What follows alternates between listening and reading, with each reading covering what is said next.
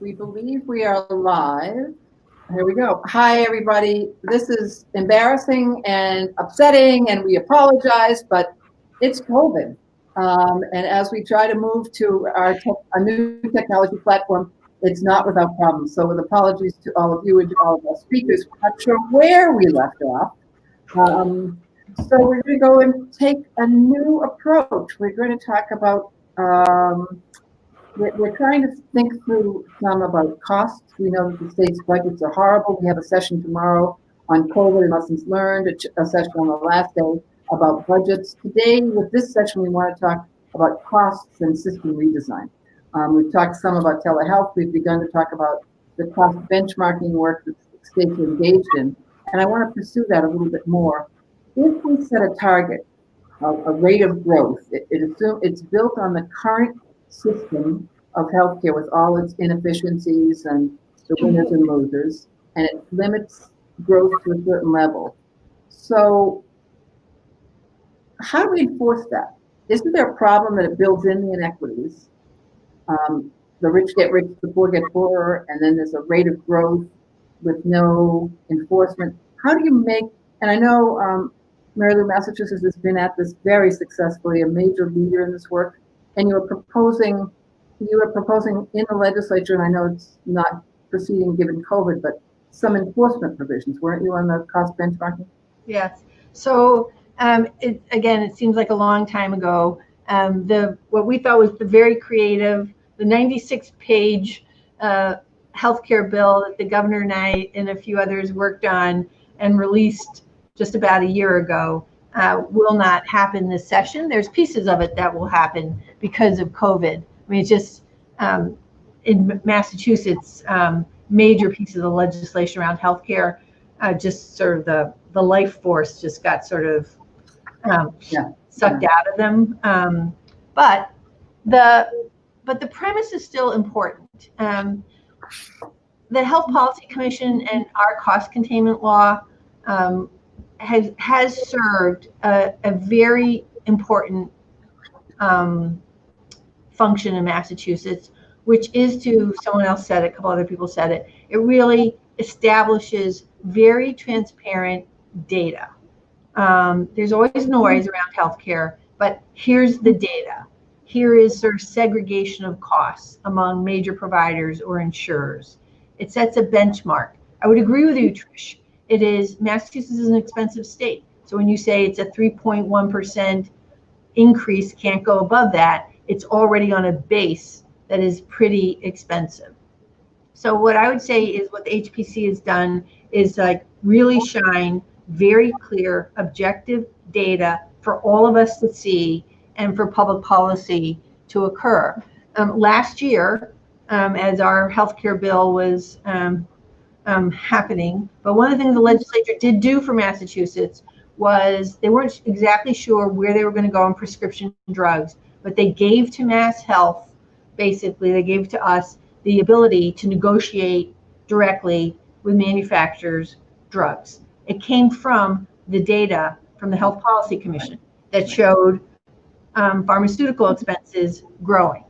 And so we have been able to, in a year, $91 million in gross savings involving 32 drugs. We have another 11 in the pipeline for another $20 million in gross savings for about $111 million gross in a year. And yes, I'm a big expensive state, but that's not chump change. Yep. Because of the work of the Health Policy Commission and the legislature gave us the authority that if we could not negotiate, that we could then send a manufacturer and a specific drug, off to the HPC for a more public process to see if we can negotiate the rate. And we're about to send our first drug. So I would say that those levers work. Okay, great, thank you. Marie, as you and Molly, you're sort of moving into learning from what HPC did and cost benchmark. Have you thought any about enforcement and how will anything look different from the Massachusetts model in Rhode Island? Yeah, I think we will. Again, we don't have the strength of an HPC in Rhode Island, but we have different levers that we use here. And it's funny, when David Seltz from the HPC speaks, he said, "Oh, I wish we had that regulatory lever that you have." I look at him envious of the data analysis levers that he has. But we have used the power and authority that's been granted to my office, the Office of the Health Insurance Commissioner, which pools both the regulation of health insurance with the health planning, health policy, health transformation aims. And by pooling those, we're able to enact change in our healthcare system by using the levers that are available to health insurers. So we have been able to say to health insurers, for instance, when you're renegotiating your annual contracts with hospitals, don't exceed the CPI or the CPI plus 1%. We are able to address healthcare costs through our regulatory authority. So I do see us having a slightly different approach, but we right now have a very collaborative approach toward our benchmark, our healthcare cost annual benchmark. Our major hospital systems, our hospital association, all of our insurers have signed on to say voluntarily they will work to meet the benchmark. We will have our first report on performance toward meeting the benchmark early next year. And if we don't, then we have this group to go back to and say, okay, we have your signatures on this document. What are our next steps? We didn't meet it. What are we going to do? And they are well aware of the regulatory abilities that my office has.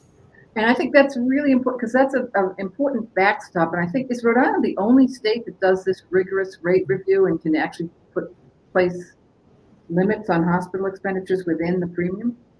Well, we know of other states like Maryland who are very actively engaged in setting hospital budgets. We know Vermont's system. So I wouldn't say Rhode Island is alone. Our hospitals, of course, will tell me all the time, we're the only state that does this.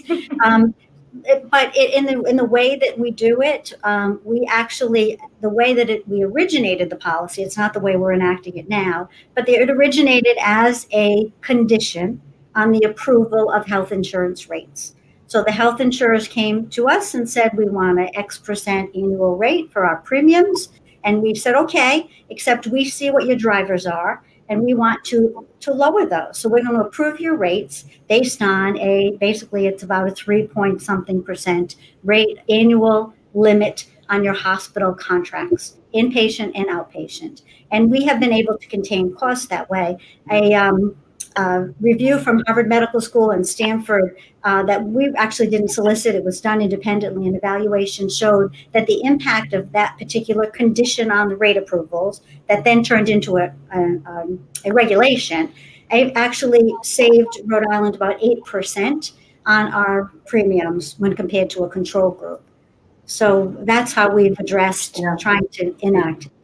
Very impressive. Molly, what are you thinking about in Washington? Well, as I mentioned, our cost transparency board is just getting off the ground. So I think the first couple of years will really be spent gathering that data for transparency. The next step of that is to use that data to really set the benchmark. And I think the potential to drive it down if we see where expenditures are coming from. And then I think, I do think while it's not in the current statute, I think that what Marie is describing and, what some of our other state health programs would love is to be able to look at it that way and say, listen, we know these are the factors that are driving costs. We need you to go back and lower these, and we need to be driving down the cost for everyone. So more to come from us on this, and we're really looking forward to, following in Massachusetts and Rhode Island steps. And Massachusetts, you've talked a lot about, and Marie, I think you mentioned it too, probably when we were offline and just speaking among ourselves, but the notion of investing in primary care, and for you, Mary, behavioral health. Yeah. I think it's the same in Rhode Island. I think you have a requirement. Tell me more about that. And as more and more physician practices are owned by hospitals, what are you thinking about how primary care will drive costs? And let me go to Mary Lou first. Oh, you're going to me first? Yeah, why not? So the governor's healthcare bill actually was all about investing in really flipping the switch, as he referred to it, as investing and incentivizing investments in primary and behavioral health care and holding other costs sort of the same, or actually the expectation is that they would lower. So we use TME as sort of the benchmark, if you would. So within a provider system's TME, we expected a certain increase. So we actually borrowed a little bit from what we understood in Rhode Island, of wanting to really see a 15% increase over X number of years in increases in primary and behavioral health care, which meant that systems would have to reallocate their priorities within their systems. And because Massachusetts is, every system and every insurer is different, we decided to not say how you had to get there explicitly, because a large academic medical center may be organized a certain way and may have already a certain percentage in behavioral health and primary care, and another one may not. Well, what we said is we're going to, year one, here's where everyone's spending is, and over a 5-year period, we expected to see a significant investment in primary care and behavioral health, minimally 15%, which meant that people had to recalibrate their priorities. And we look forward to reintroducing we haven't forgotten about that legislation that many of us spent a long time on. And post-pandemic, we expect to sort of refile that legislation. So for us, how to bring down costs was really around investing in those parts of the system that we felt have historically been undervalued and underinvested, and end up providing really catastrophic care rather than providing preventive and early intervention kind of services. So we've gotten about Trish. We'll be back. That new investment would have to still come in under the cap. Yes. So that's interesting stuff. And Marie, don't you have some primary care role within rate review? We do, and we in fact, although we didn't have a benchmark or a cap at the time, when we did put it in place, the requirement was that it not increase premiums, that it not increase overall spending, but that the insurers find the savings elsewhere in their medical spend in order to invest in primary care. And so we're going back almost 10 years now. Chris Kohler, who many of you may know or have heard of, he's now president of the Milbank Foundation, was the health insurance commissioner in Rhode Island at the time. And he was the first one to use the rate review process to, in fact, put these types of conditions into place. And this basically was a very simple statement, very similar to what the secretary said, and that is, we said we know that high-performing healthcare systems invest much more in primary care than we do. And we looked at what about the average was internationally as well as across the country, and saw that about 10% or right around there, 10 or 11% of medical spend invested in primary care actually yields better health outcomes. So we decided in Rhode Island that we would increase our spending. At the time, we were between 5 and 6% of medical spend on primary care. We would tell the insurers that each year for 5 years, they would increase their spend by 1%. And they did. But we also said that it not just be rate increases, it not just be spend more money on primary care visits, but it actually be invested in those things into primary care medical homes. So investments in health information technology. Back, you can remember 10 years ago, maybe we weren't as proficient there. Invest in expanded hours so that people who can access their primary care provider will be able to actually access them on nights or weekends. Invest in nurse care managers to help to keep people well, to ensure that people who have chronic conditions are taking their meds, et cetera. to invest in some facilitation, practice transformation facilitation, to ensure that the practices who have these nurse care managers and expanded hours and health information technology know how to use them, know how to become qualified primary care medical homes. And from our reaction that we hear from our physicians is that this has been a huge success. We probably reimburse among the lowest 10 states in the nation for primary care. But yet we have relatively high population of primary care physicians relative to our population. Our primary care docs tell us they can't imagine working in any other kind of environment. Although now with COVID, everything has changed, but at least at the time, it seemed as though we were at least acknowledging some of the factors that were going on there. And then our next generation is behavioral health.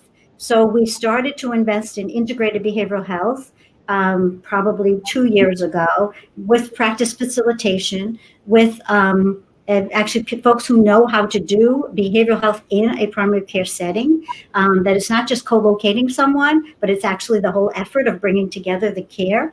And that has been, there have been challenges there. There are challenges in terms of insurance reimbursement for behavioral health being treated differently than primary care. So we've tried to address those challenges in our regulations. We have a new set of regulations that, for instance, does away with 2 copays in the same day. Those kinds of obstacles that were put into place.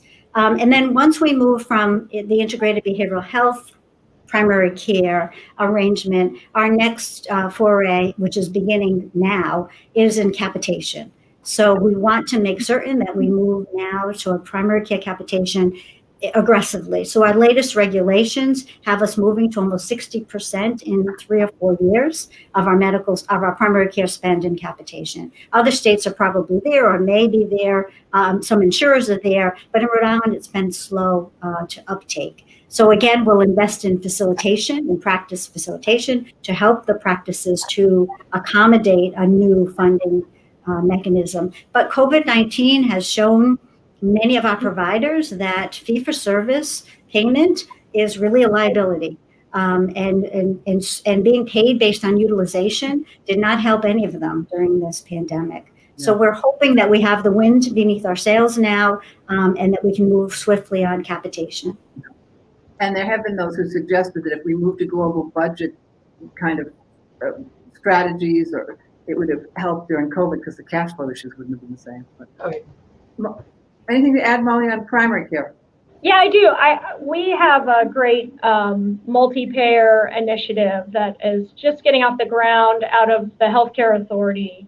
That's really exciting. Similar, we have integrated, it really focuses on integrated physical and behavioral health. And similar to some of the other models, loses fee for service and really focuses on, payments for care and also performance measures over time to really pay for outcomes and performance. And also really stresses that integration between physical and behavioral health, which we've been moving to for some time. And it's something, particularly in Medicaid, that's something that I know we're looking to do broadly across many payers. So we're looking forward to that really getting off the ground and hopefully moving forward. Well, I hate to be a cynic, but haven't we been talking about integrated primary and behavioral health for about 20 years? What's different? So, Marilyn. So in Massachusetts, I think what's different is a governor that really strongly believes in, when he talks about healthcare, he talks about health. For him, it is behavioral, physical, and oral health. That he doesn't distinguish, like that's medical care, and then we have mental health over here as a policy. And that's why last year he filed legislation that was bold, which basically said, we expect investment. We're going to hold you 1 year for everybody to agree on the data. And actually I misspoke because it's actually 3 years. We expected the investment over a 3-year period. And if not, you would be referred to our independent Health Policy Commission and subject to what are called basically plans of correction, but they can become public and potentially fines. So I do think having a governor and a legislature that has embraced behavioral health is very important to move this, because there's lots of reasons why behavioral health and primary care have not been acknowledged over the years. It's definitely not a revenue source for many entities. And having the governor like literally lay a marker in the sand that primary and behavioral health care is essential if you want to drive down costs over time. And I think for us, we're looking forward to a pandemic vaccine here so we can get back to healthcare transformation in Massachusetts. Marie, you really smiled when I said, what's going to be different this time? Is Governor Raimondi also going to be the leader? What's going to change in Rhode Island? It really is. Again, Secretary Sutter hit it on the head. This is all about leadership. Yep. And governors have a great deal of influence on the direction that their administrations take. And our governor has, in fact, embraced behavioral health care, the Affordable Care Act, investing in prevention and primary care, and in payment reform. And she holds us highly accountable for trying to get as much done in as short a period of time as possible. And she actually sees the opportunities coming out of this pandemic. That in fact we have a crisis, but out of crisis, sometimes there are opportunities. And so she does not have her foot off the pedal, and her high expectations that we're going to have a much more robust behavioral health care system after this pandemic than we did going into it. Despite the budget crunch. No. I was just going to add, to that point, I think we're very worried about the wave of behavioral health services that are going to be needed. They are needed now. We're seeing an increase, but as as we're coming out of this pandemic and as people are wearing thin for good reason about, housing insecurity, income, losing jobs, I think something that we really look at is changing the way we're paying for whole person care, and really driving toward, how do we change other things besides health interactions to really impact people's health outcomes. So we have a Medicaid waiver that is looking at foundational community supports that provide supportive housing and supported employment assistance. That's really trying to help people, find housing and find jobs to help them, and that has been successful. We've actually seen the supported housing has really seen less hospitalizations and ER visits among that population. So I think there's something there to be taking a broader lens to some of this than just looking at the health services being delivered. Yeah. Let me stick with you for a minute and change gears. Obviously, there's a lot of concern, particularly this week, on public options. There'll be a lot of discussion about that. And we have Pam McEwen tomorrow on a panel to speak to coverage. But I'm intrigued by the piece of your proposal that would have reference priced hospitals to Medicare. Obviously, public options only work if they're more affordable. What happened with that? Trish froze, but I know the nature of the reference question. pricing. So, sorry, Trish, you froze, so I was just diving in.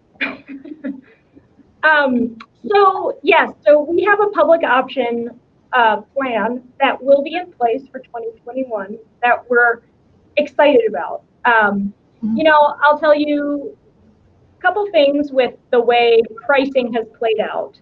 One is that we added, like Massachusetts, we added standard benefit plans to our exchange plans.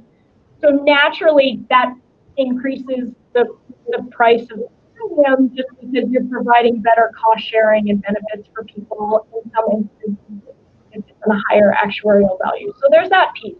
But to your point, Trish, there's the reference pricing. So there is a cap on reimbursement set at 160% of Medicare in the aggregate for providers, for carriers to contract with providers. I also want to note, back to the primary care, there's a floor set on primary care at 135% of Medicare. So that still has to fit into the 160% cap. I think we were feeling pretty good about that coming out of the legislation and going into care, what we were seeing. We've had a lot of carrier interest, significant number of carriers filed. We had COVID hit, and that really changed the dynamic of those negotiations with hospitals. And I think we may talk about this a little bit later, but with the shutdown of elective surgeries, the healthcare system has really felt that, particularly hospitals, and they have been less interested in coming to the table to talk about a reimbursement cap. So, I think the carriers and the hospitals and the docs all asked for a delay in the implementation of Cascade Care. The governor decided that this is a program that needs to move forward. It's innovative. It's something that we really need to take forward. So we decided to move forward with it, and it's going into effect. The plans, I think, we see this as the first year and something that's quite significant and unique, and that we're going to improve it year over year. And we hope that with COVID, hopefully a little bit more will be under control in a year, that we'll be having a different discussion about the cost of. Let's follow up with you mentioned and Mary Lou did as well, that obviously hospitals feeling the pinch of non-elective surgery and all the services that weren't done. But there's some studies coming out that said, well, maybe it looks like there were fewer preemies. It looks like there were, what's really happened here? Is it the crisis that we're led to believe, or things, where are we? I've seen some studies that would suggest that there wasn't so much deferred care. What do you think? Well, in Massachusetts, we shut everything down. Yeah. So a governor's executive order basically closed all elective surgeries, all outpatient care, everything but urgent emergency inpatient care. So we literally said hospitals could only be open for COVID and other life urgent care. So, the hospital numbers in Massachusetts are staggering in terms of what they experienced from March through June, when we started to slowly reopen hospital and primary care services and the like in our community health centers. And we've seen at the other end, all the insurance companies in Massachusetts have posted good quarters. Yeah. And paying back premiums to both employers and individuals in Massachusetts. So I would say when we hit the brakes in March on hospital and healthcare, it had a significant impact, which goes to the comment someone made about fee-for-service. If ever you want to change, the fee-for-service system clearly in a pandemic had a significant negative impact on revenues for healthcare. So I think this is pretty real. I haven't figured out how much money came in federally, how much that offset things and the like. But I do know hospitals and urgent care and ambulatory care and outpatient care is trying to regain some of the extraordinary revenues that they lost this spring. At least that's what I'm seeing. I don't know, ladies. Molly, Marie? So we see it as the insurers apply for their rates to be approved for premiums for next year. We didn't see a huge impact of COVID-19. We saw one insurer that had some estimates that our actuaries thought were reasonable, but yet they weren't really based on experience. They were projections. So we're not necessarily seeing major impact on insurance premiums based on medical trend. Some of that is because certainly they look at a multi-year basis for making their trend assumptions. And so COVID-19, while it's a blip, whether it's a blip up or blip down, depending upon what's going on, may not have a long-term impact on healthcare costs. We don't know what the rest of this pandemic is going to bring us by any means. I think one of the other things we want to talk about is the impact of testing, as that has really taken off now in almost every state. That may change the calculation of what are the expenses, and whether it's federally funded testing or private insurance funding testing. What is there going to be an impact there? And also the potential vaccine. What are the impacts? But right now, we're not seeing it come across in claims. I think the other piece probably to consider too is the impact of telehealth. Yeah. So telemedicine, certainly, while it has mushroomed, and when you talk to the folks from the American Health Insurance Plans, they have great data that shows that telehealth claims have 600% what they were before. Well, of course, they were nothing before, and they were essential now. So we understand that there would naturally be a dramatic increase. We really haven't seen the data yet as to whether it's a positive increase or not. It was essential as far as we're concerned. We had to have it. Medicare has probably the best, most recent data that I've seen. And in their data, they show equal access to telehealth service, regardless of race and ethnicity, which is incredible when you look across the spectrum, because you don't often see that in access to other kinds of healthcare.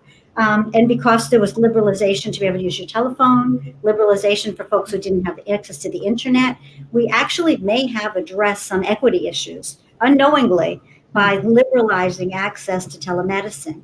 Now, are those people healthier? Did those people stay away from emergency departments? Did those people get their medications, or were they more? We know they reached out to behavioral health services a whole lot more than they were reaching out before. We had 100% attendance, basically, for behavioral health visits because people were home and they were able to access their therapists. So I think there's still a lot that we're going to be seeing in the claims and hopefully in some of the outcomes that could be positive. Yeah, and I just want to add to that. Same thing, we saw a dramatic decrease in activity in the healthcare system when it was shut down, more or less. We have had as one of our large healthcare systems, actually in the Puget Sound region, be in pretty significant financial trouble. They've had to make layoffs and close some facilities because of they'll come out of it okay, but because of this elective surgery. I mean, if anything, it just really highlighted how much of cost seems to be around a lot of these elective surgeries and the volume there. I think the real concern was the primary care decrease, the vaccination rates in kids going way down. But I do think it provides an opportunity, Trish, to your point about a little bit, global payments in some rural areas, looking at some other models that before have been kind of not received, really well, but now maybe there's kind of more of an appetite for it just because of this could be here for a long time and we don't know what it's going to bring. I wanted to wait and talk about COVID tomorrow, but we have you here, and I want to think through, Mary, you brought up the vaccine, when there's a vaccine, when there's a credible vaccine that people will trust and will take, what do you expect? It's sort of a bigger federalism question. What do you expect the state's role to be? Who will pay? How will it get distributed? What's been the track record with the federal government on testing, on sort of the whole implementation of a response to COVID? And what does it portend for a vaccine distribution?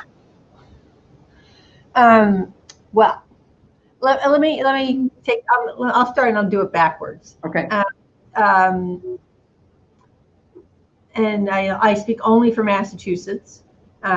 There's no question we have felt around testing, tracing, and the like, that we were on our own.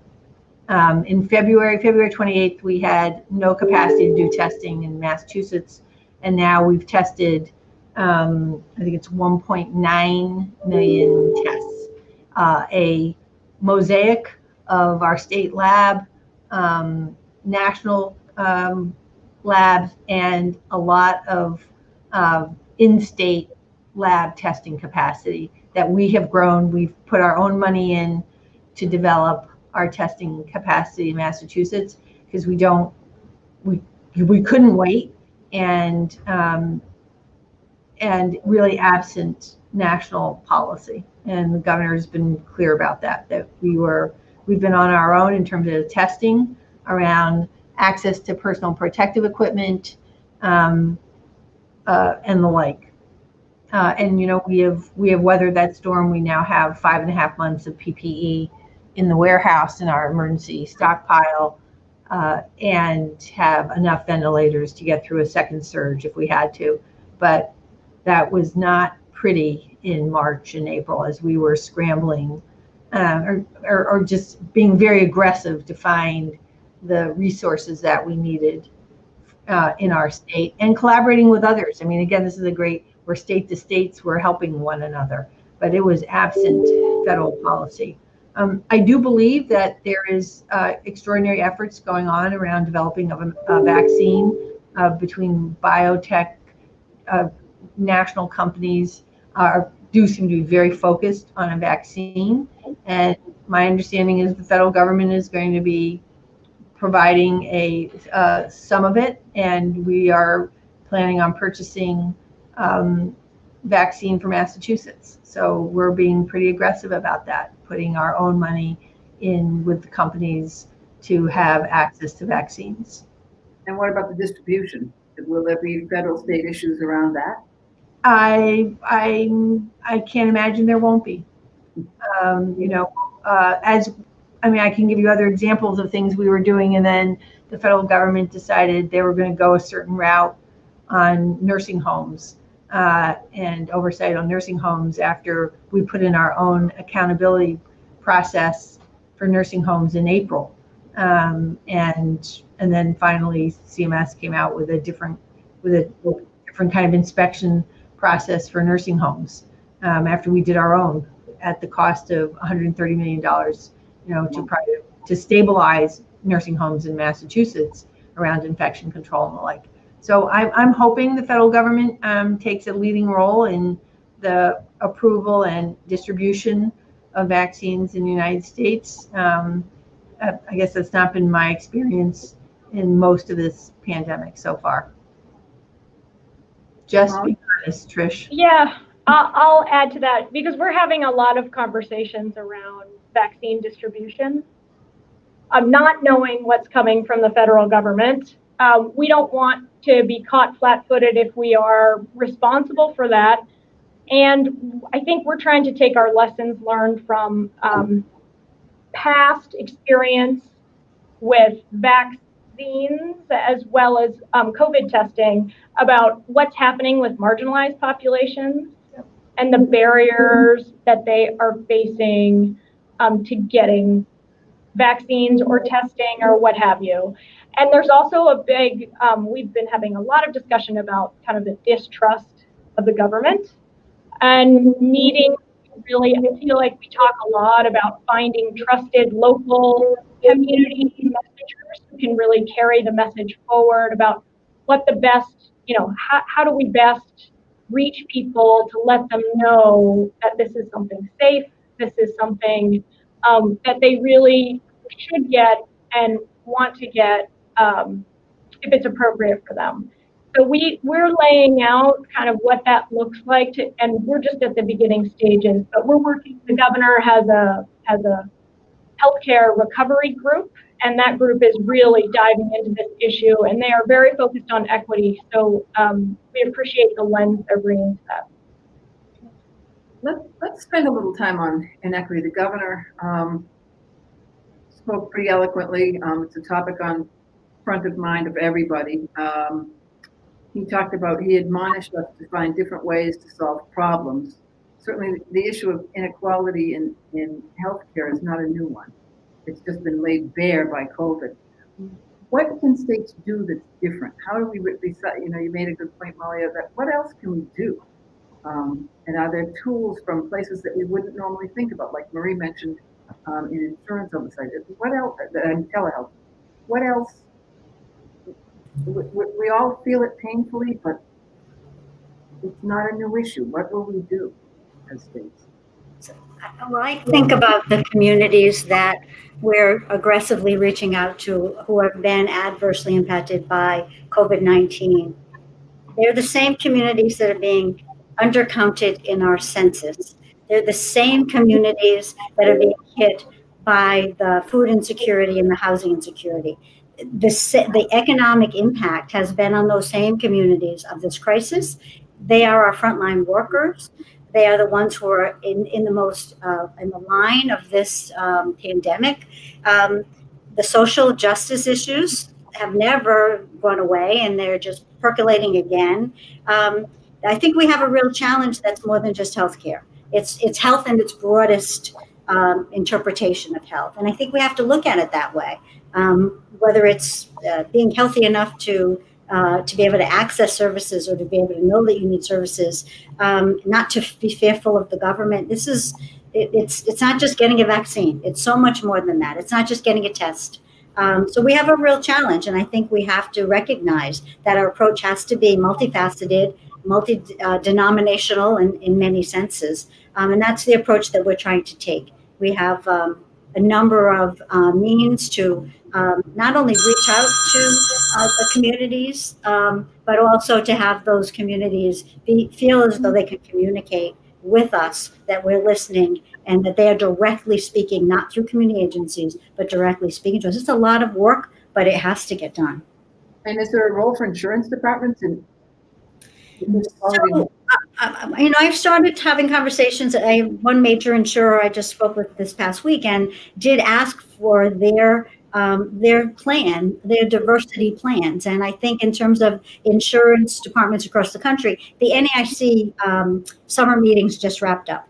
And we had a whole half a day on race and equity in insurance, and mixed into all of the other sessions were similar discussions.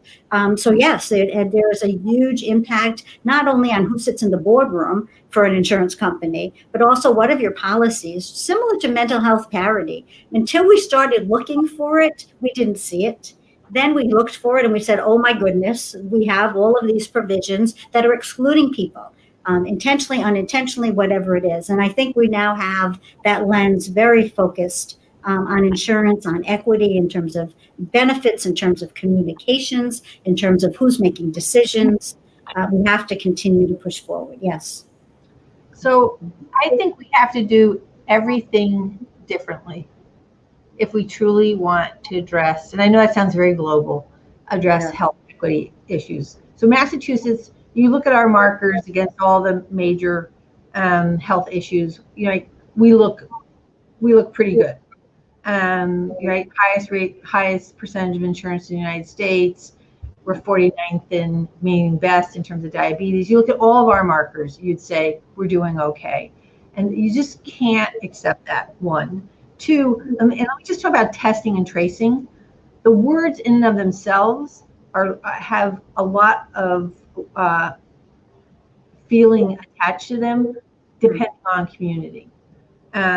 So in our tracing collaborative, which is Partners in Health, literally said, yep, we have to find like whole new words. You can't say we're going out to find your contacts, who we tracing, because it's very government. And I think we have to acknowledge that there's many people, there are people who just do not trust government for whatever reason right now. And I need other folks in between. So almost doing the translation and the interface for government. For many of us, it's community health centers, right? Community health centers are in community, of community, for the community. I have lots of them. But there's also, I have parts of the state where I don't have community health centers, and I need to work with ministries, house of worship, other people, food distribution centers, other places to infiltrate healthcare. because they're not going to come to me, and nor should they. I don't think, given the uncomfortableness with people right now. When we put out our, I'm just in front of 1,200 people, 1,500 people, this is like a full confession. My folks, my wonderful people in the Department of Public Health, brought together a group to do our crisis standards of care, hoping we would never, ever, ever have to implement them. And we legitimately, as we were about to put them out, got a fair amount of pushback, even though they were modeled on the best standards and blah, blah, blah, blah, blah. And I literally, this is what you can do as a command center director on occasion, right? I paused, brought together another group of individuals from representing people from different disability groups, from the mental health community, other communities of color, to literally go through those crisis standards of care in whenever that was, June or July. And it was one of those reckoning moments for many people. Like, we thought we were being open and transparent and responsive, and the pushback was appropriate. And it was one of those moments where it was like, everything we do has to have, you can't just say it's a health equity lens. You really have to make it a health equity lens. All of our food, so we've invested $56 million in food insecurity during this, as a result of this pandemic. And every decision has to go through a health equity lens before I will announce or make recommendations to the governor. We have to really have some very intentional, very different conversations about what healthcare access means. Yeah. Oh, sorry. No. I just want to add on that, because I think we've had a very similar, there's a lot of racial injustice that's been highlighted recently, and COVID is a perfect example of that. In Washington, we're a big ag state. We're getting ready for apple season, and we have a lot of farm workers coming in to work in our orchards. The Latinx population is 13% in our state. They make up 43% of our COVID cases. It's just incredible. And it's something that has been highlighted in a health perspective, that racism really is a public health crisis. And it's something that we need to be really examining. And it's really also very challenging as we're all going into state budget season with budget cuts that generally, traditionally have hit the most marginalized populations. So what we're doing is, with some outside partners, developing a tool to really, to Mary Lou's point, use that equity lens to look at the budget cuts we're doing, or potentially, offset that with some sort of revenue, to be able to make sure that we're not returning to the same place that we always go to, which is making cuts that ultimately end up hurting us all in the long run. Yeah, that's a really good point. The budget issue would be a front and center. Let me close this out. We become at exactly 5:30. This thing goes black, although we've had so many technology that people might not notice. So here's the last question, and if each of you could give it a minute or two. You now have the magic wand. If I had the magic wand, I'd fix this technology. But you now have a magic wand. I actually do. Oh, that'd go. Okay. So you have the power to do one thing that would improve the efficiency, effectiveness, and affordability of the healthcare system. One thing to improve the efficiency, effectiveness, and affordability of the healthcare system. What would it be? And Secretary Sudders, since you have the magic wand, you're going to get stuck going first. Oh, I would abolish the fee-for-service system into a global health or capitation method. I would completely restructure the financing into like a global budget. Okay, great, Marie. All right. So Trish, Marie. Next time I want to go first, because I would have said exactly the same thing. That's exactly, but that's okay. No, but again, it's I think it's one of the most obvious answers. So my second best is to put primary care docs in charge. Ah, okay. Molly? And I was going to say the same thing. So changing how we pay for care, and I'll just add about pay for what we pay for. So, or changing what we pay for, so that we're looking at whole person care. We're looking at providing services that are going to help people's health that may not be directly a health service at this time. So we have 3 minutes.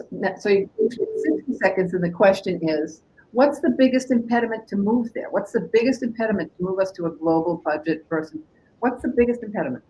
I'll start with Marie.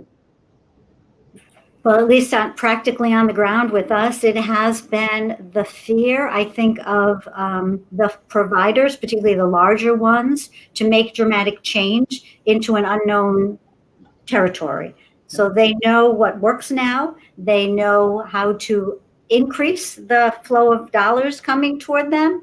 And I think there's an insecurity about what happens under a different system, and it would be a dramatically different system. Okay. They're very concerned with making enough resources to continue business as usual. Perfect. Molly?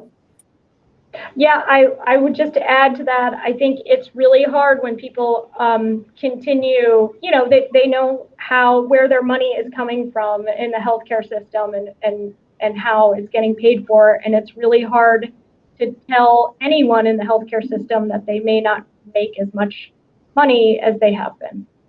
Yeah. Inertia. What is, even if it's not great, is easier than fear of the unknown.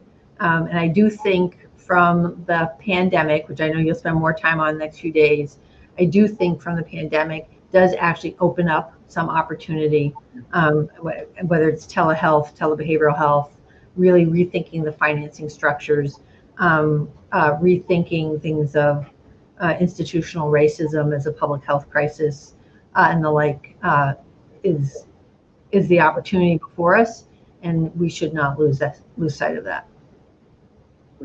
Great. Well, with that, let me, and with apologies to all for the technology, which we will fix, I hope. I want to thank very, very much Mary Lou Sudders, Secretary of the Executive Office of Health Services in Massachusetts, Marie Ganim, the Commissioner of Insurance in the great state of Rhode Island, and Molly Voris, the Governor's Health Policy Lead in the state of Washington. So thank you all very much. There's a networking opportunity for participants. Thank you. Great pleasure. My privilege. See you tomorrow, bright and early. Thank you all very much. Thank you, everybody. Be well, everybody. Stay safe. Stay safe. Thank you.